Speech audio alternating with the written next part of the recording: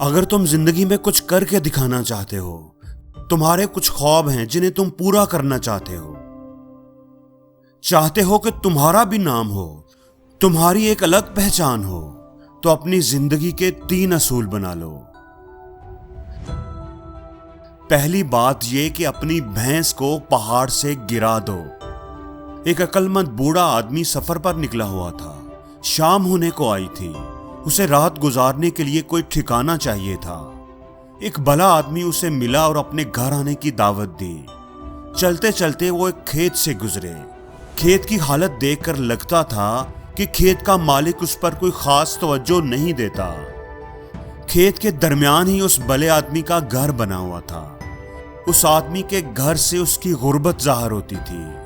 बूढ़े आदमी ने पूछा कि मैं देख रहा हूं कि आपका खेत बहुत बड़ा है, लेकिन आपने उसमें कोई फसल नहीं उगाई, तो आप गुजारा कैसे करते हैं? उस आदमी ने जवाब दिया कि हमारे पास एक भैंस है जो काफी दूध देती है। कुछ दूध हम पी लेते हैं और कुछ बेच देते हैं। इस तरह हमारा गुजारा चल रहा है।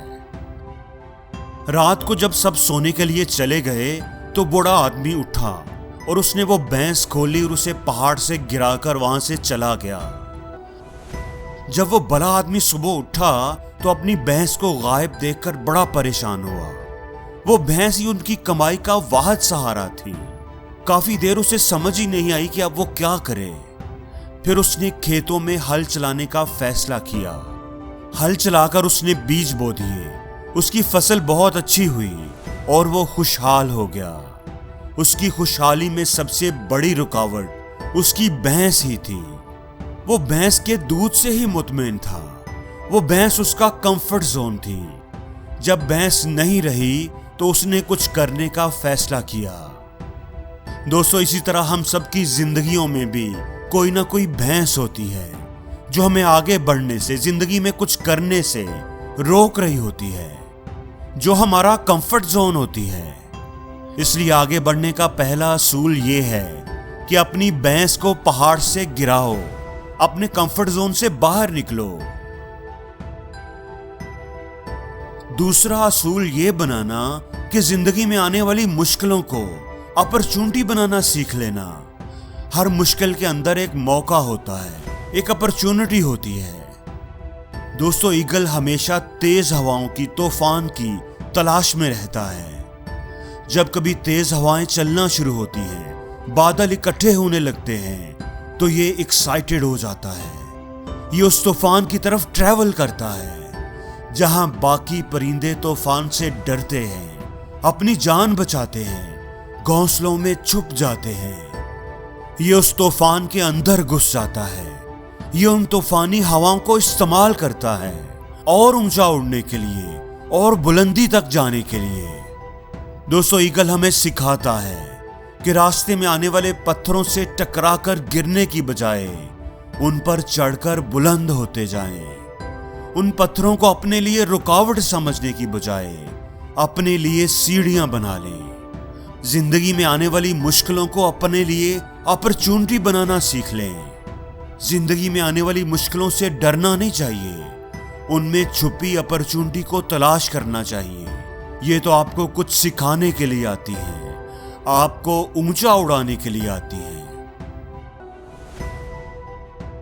और दोस्तों, कामयाब शख्स वही है जो तूफान आने से पहले ही बंदोबस्त करके रखे, बारिश होने से पहले ही छतरी खरीद कर रखे।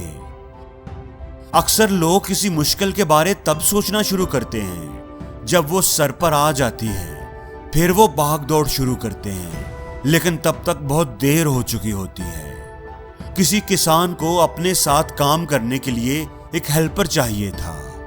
एक दिन एक आदमी किसान के पास काम की तलाश में आया। किसान ने पूछा कि कौन कौन सा काम तुम्हें करना आता है, क्या खूबी है तुम्हारे अंदर?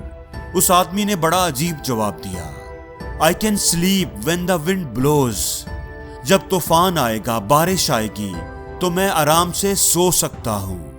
अब किसान को इसकी बात बड़ी अजीब लगी कि जब तूफान आएगा तो मैं सो सकता हूं। किसान को बात की समझ तो नहीं आई, लेकिन उसने उस आदमी की अजीब बात की वजह से उसे नौकरी पर रख लिया।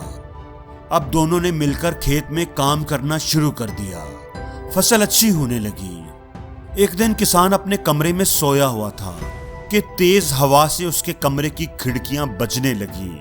उसकी आंख खुल गई। बाहर बड़ा शदीद तूफान आया हुआ था।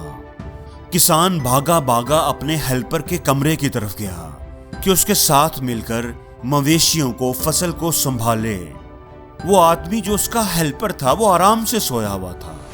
उसने उस तूफान की वजह से भी आंखें नहीं खोली। किसान ने उसे झंझोड़ कर उठाया। उठो, बाहर तूफान आया हुआ है, फसल को संभालो, मवेशियों को संभालो। तो वो हेल्पर बोला कि जाओ, जाकर आराम से सो जाओ, मैंने सारा काम पहले ही करके रखा है, सब कुछ संभाला हुआ है, महफूज है। तो तीसरा असूल यही है कि मुसीबत आने से पहले ही उसकी तैयारी करके रखो। बारिश का मौसम शुरू होने से पहले ही छतरी खरीद कर रखो, ना कि जब मुसीबत सर पर पड़ जाए फिर तैयारी शुरू करो। और जिंदगी में हर रोज कुछ नया सीखो, नया सोचो, नया करो, लर्न करो।